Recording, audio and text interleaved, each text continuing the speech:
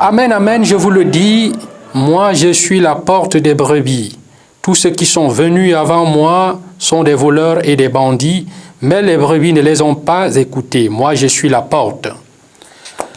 Bien-aimés de Dieu, amis téléspectateurs de Clarette Télévision, bonjour et bienvenue au Cœur du Dimanche, édition numéro 4 de ce temps de Pâques, année liturgique A. Jésus se donne à lui-même une image, l'image du bon pasteur. Voilà pourquoi ce dimanche est également le dimanche du bon pasteur. En Israël, le bon pasteur était un homme courageux, le bon pasteur était un homme aimant. Allons-y écouter les textes de ce dimanche pour redécouvrir quel pasteur devons-nous être au sein de l'Église du Christ.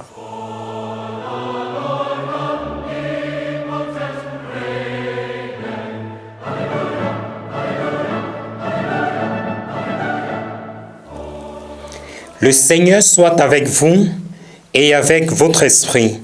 Évangile de Jésus-Christ selon saint Jean. En ce temps-là, Jésus déclara: Amen, amen, je vous le dis.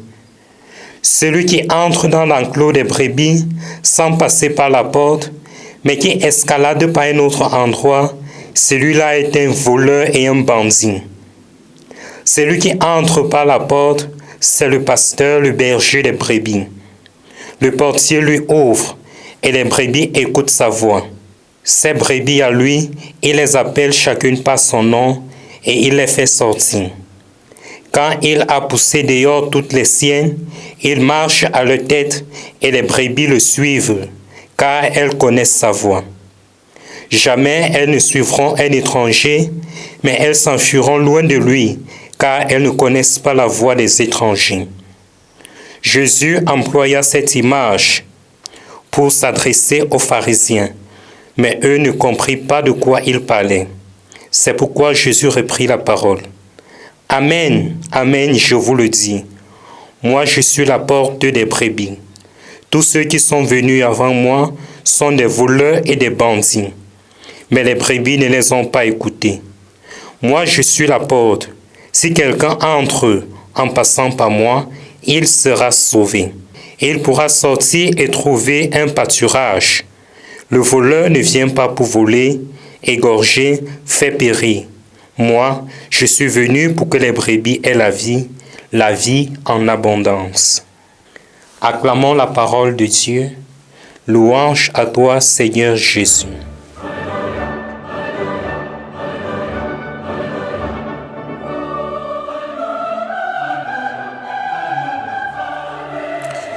Chers frères et sœurs dans le Seigneur, loué soit Jésus-Christ.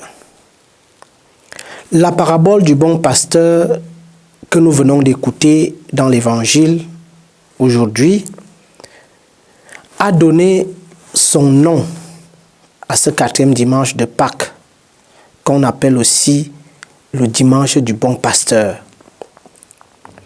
Pour les fidèles chrétiens que nous sommes, Jésus est le symbole du berger qui conduit son troupeau. Et cela, chers frères et sœurs, est très significatif pour nous. Dans la Bible, cette image s'applique aussi à Dieu, le pasteur de son peuple. Nous allons lire ça dans Isaïe 40, versets 10 à 11. Voici le Seigneur Dieu, comme un berger, il fait perdre son troupeau. Ou encore, dans le psaume 22, le Seigneur est mon berger, je ne manque de rien. Dans le christianisme, chers frères et sœurs, l'image du bon pasteur se trouve partout. Dans les vitraux de nos églises, dans nos maisons, les salles de réunion. Encore aujourd'hui, les évêques utilisent la crosse parfois, la crosse du bon berger, comme symbole de leur ministère pastoral. Mais attention, ne nous laissons pas tromper par une certaine image doucereuse ou alors bucolique du bon berger, romantique, caressant ses brebis, les laissant se blottir dans ses bras. Bref, cette image qui s'adresse à nos désirs les plus infantiles d'être protégés, bercés, je dirais même cajolé. Dans l'Orient ancien, les bergers n'étaient pas un personnage romantique comme nous le présentons souvent aujourd'hui. Le berger était un homme austère, mais surtout un homme courageux, qui savait se défendre ses brebis des animaux sauvages et même des voleurs. Être pasteur aujourd'hui n'est pas une chose facile, mais nous savons que ce n'était pas aussi un métier difficile, ou alors un métier qui était à haut risque. Jésus s'identifie aujourd'hui comme un bon berger, opposé aux mercenaires. Il le précise lui-même, je cite, « Moi, je suis le bon pasteur, le vrai berger qui donne sa vie pour ses brebis. » Le berger mercenaire, s'il voit venir le loup, il abandonne les brebis et s'enfuit. Le loup s'en empare et les disperse. Fin de citation. Nous sommes invités, mes frères et sœurs, à supporter nos souffrances pour les autres, comme le dit Saint Pierre dans la deuxième lecture. Dans l'évangile de Saint Jean, cette parabole du bon pasteur vient après le récit de la guérison de l'aveugle-né. Souvenons-nous, un aveugle de naissance avait été guéri par Jésus le jour du sabbat. Les chefs du peuple refusaient de voir ce qui s'était passé. Ils refusaient l'évidence de la guérison de l'aveugle. C'est la même attitude que dans le récit de la première lecture d'aujourd'hui, les chefs du peuple refusent de reconnaître la guérison de l'infirme par Pierre.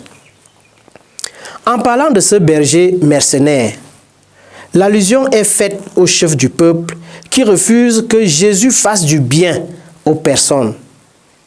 Ceux qui n'acceptent pas que Jésus guérisse l'aveugle de naissance ou que Pierre guérisse l'infirme de la porte du temple. Ils sont du côté du loup. Mais, direz-vous, notre vie est sans cesse agressée par tant de loups. Et alors, où est le bon berger pour nous défendre? Nous manquons de repères. C'est parce que nous ne sommes pas des brebis bêlantes. Nous qui ne nous laissons pas traîner au bout d'une lanière. Nous sommes des êtres dont la responsabilité consiste à se prendre en charge avec cette liberté qui nous habite. Si nous remontons plus haut dans la parabole du bon pasteur, Jésus affirme qu'il est la porte de la bergerie et que les brebis peuvent aller et venir, entrer et sortir à leur guise. Elles sont libres. Lorsque Jésus entend nous défendre de l'attaque du loup, il pense d'abord à ce loup intérieur qui habite en nous et nous empêche de réaliser la vérité de ce que nous sommes. Ce loup tapis en nous, c'est peut-être notre orgueil, notre manque d'humilité, notre liberté, dans la mesure où elle s'affirme contre Dieu. Nous sommes donc parfois des brebis indépendantes, voulant à tout prix le grand air et la liberté, oubliant que le loup est aussi là. Jésus connaît chacun de nous, chers frères et sœurs. Il connaît à la fois les générosités de nos vies et aussi tous ces loups intérieurs qui peuvent nous détruire. Sa façon de nous défendre consiste donc à ne pas se défendre lui, mais à se donner et donner sa vie pour nous arracher aux griffes du loup. Il est à la fois le berger qui nous conduit vers des prés d'herbes fraîches et l'agneau livré pour notre rachat. Il nous indique ainsi le mode sous lequel doit être exercée l'autorité de pasteur. C'est par le service et le don de soi. Nous sommes tous en position de pasteur, chers frères et sœurs, père de famille, maman, parents, enseignants, médecins, chefs d'entreprise, religieux, religieuses, prêtres, supérieurs, majeurs, supérieurs de communauté. Nous avons tous une responsabilité vis-à-vis du vivant qui est à côté de nous et que Dieu nous confie. Rappelons-nous la réponse de Caïn qui vient tuer son frère Abel. Suis-je le berger de mon frère? Oui, chers frères et sœurs, nous le sommes. Ne devenons pas des loups vis-à-vis de nos frères et sœurs. Ce dimanche du bon pasteur étant aussi le dimanche pour les vocations, prions pour que Dieu envoie de bons pasteurs à son Église. En priant pour les vocations sacerdotales, ne demandons pas que Dieu choisisse des prêtres seulement dans les familles des autres, parce que, semble-t-il, la vocation, c'est comme l'autoroute. On en a besoin pourvu qu'elle ne passe pas chez nous. Loué soit Jésus-Christ, à jamais. Bon dimanche et à dimanche prochain.